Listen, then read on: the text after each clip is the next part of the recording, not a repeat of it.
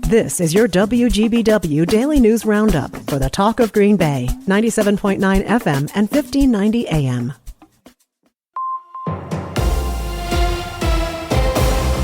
Civic Media News. I'm Terry Bell. Here's what Wisconsin needs to know.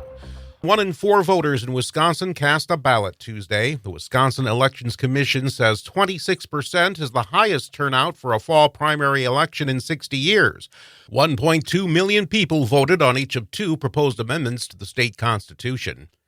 Governor Evers says Tuesday's failed referenda show Republicans weren't serious about amending the state constitution to remove his power to allocate federal money. If they felt that strongly about this effort, they wouldn't have put it on an August primary. So no, this is get back at Tony Evers thing. Evers says he makes no apologies about how he doled out pandemic relief funds. Republican U.S. Senate candidate Eric Hovde is still declining to talk about the extent of his wealth. I'm not going to get into that question. And why not?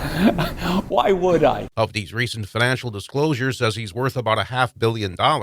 Democrats say it matters whether Hovde sells his holdings in SunWest Bank. They need to know what kind of influence that those that have money in that bank are going to ultimately have over the decisions he makes in the Senate. State Representative Tip McGuire speaking for the Tammy Baldwin campaign. We're learning more about Vice President Harris's campaign stop in Milwaukee Tuesday. Her campaign now says she and running mate Tim Walz will hold a rally at Fiserv Forum. Tuesday is the second day of the Democratic National Convention, 90 minutes down the road in Chicago. Meanwhile, Republican vice presidential candidate J.D. Vance campaigns in Milwaukee tomorrow.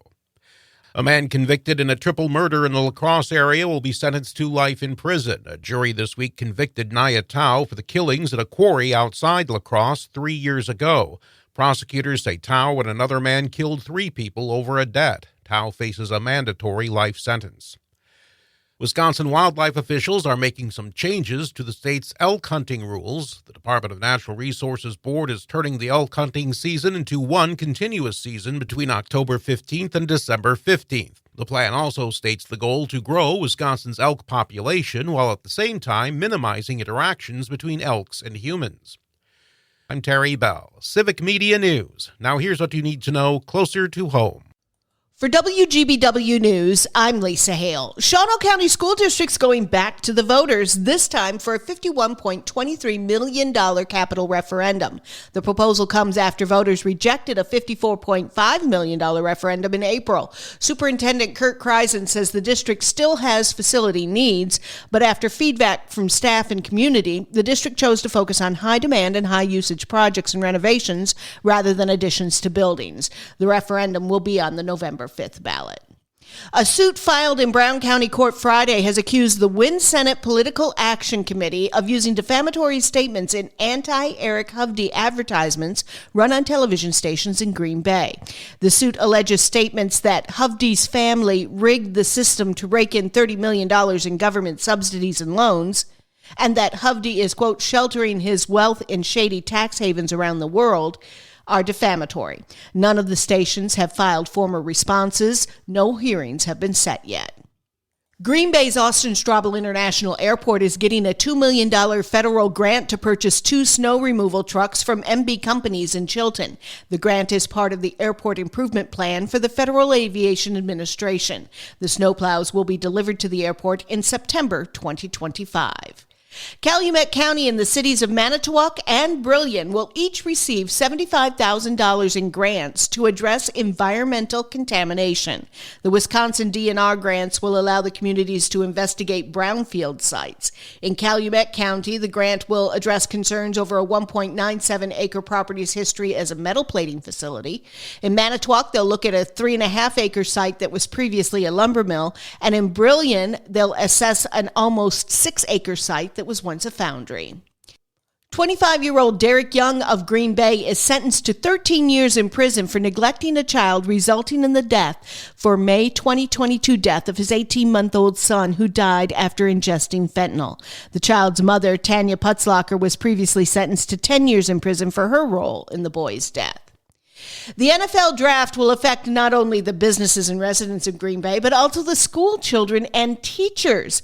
Because of the draft in April and its proximity to 2 elementary schools, Green Bay area public schools will close during that week of the draft. This means they have to start school early this year. Classes for Green Bay schools will begin on August 26th, and for Ashwaubenon schools, they will begin on August 28th. And that's what you need to know. I'm Lisa Hale, WGBW News. The Brewers hold on for the win. Hi, I'm Mike Clemens with sports. It went to the 9th inning, but the Brewers able to hold on to a 5-4 victory over the Dodgers last night that snapped a 3-game losing streak for Milwaukee and ended a 5-game winning streak for L.A. Brewers manager Pat Murphy. We competed. That's the Brewers you guys have seen all year. We competed, regardless of who was on the mound. We competed. We bounced back. Every inning we put pressure. Most every inning we tried to put pressure. It made a difference. NFL Vikings rookie quarterback J.J. McCarthy out for the year after suffering a torn meniscus in his right knee in their preseason game against the Raiders. McCarthy undergoing season-ending surgery. Packers joint practice with the Broncos is tomorrow in Denver. Matt LaFleur warning his players. If guys need to play in the preseason, you get in a fight, you're not going to play. The practices are the times to do your work, and if you don't get your work in, you're going to get it in the game. So that's kind of how we've operated around here for a couple of years. That's Matt LaFleur with Sports. I'm Mike Clemens. On your entertainment beat, I'm Pete Schwaba. Isn't it annoying when you're trying to make out with someone but your spouse is standing right there? Apparently this was an issue for newlywed Tom Cruise and his co-star Gina Gershon while filming the 1988 movie Cocktail. Gershon appeared on Bravo's Watch What Happens Live and said that Mimi Rogers was always present during her intimate love scenes with Cruise. Sounds like maybe Rogers wished Cruise did not insist on doing his own stunts. Celebrities have weird quirks just like you. Katy Perry recently revealed a bedtime routine she does that involves lint rolling the bottom of her feet during a recent conversation with British Vogue's In the Bag. Immediately following her admission, she says, "Is that weird? We all do weird things, and I just shared mine with the world." Fair enough, Katy. Staying in the spirit of this beat, here's a Schwaba health and beauty tip. Never accidentally use a dustbuster on your uvula. For more showbiz fun, tune in to Nightlight with me, Pete Schwaba, weeknights from 7 to 9 p.m. on the Civic Media Radio Network. We have a chance of scattered thunderstorms today, tonight, into tomorrow, and there could be some locally heavy rainfall amounts of a ½ inch to an inch or more at times. Our high today, 73. It will be a little breezy today, 66 tonight, 75 tomorrow. The weekend looking good with sunshine and highs in the low 80s. I'm meteorologist Sean Cable. Temperature now 73. That's your WGBW Daily News Roundup from Civic Media. Subscribe to this podcast on Spotify, Apple, or wherever you find your podcasts. Find more news at WGBW.FM.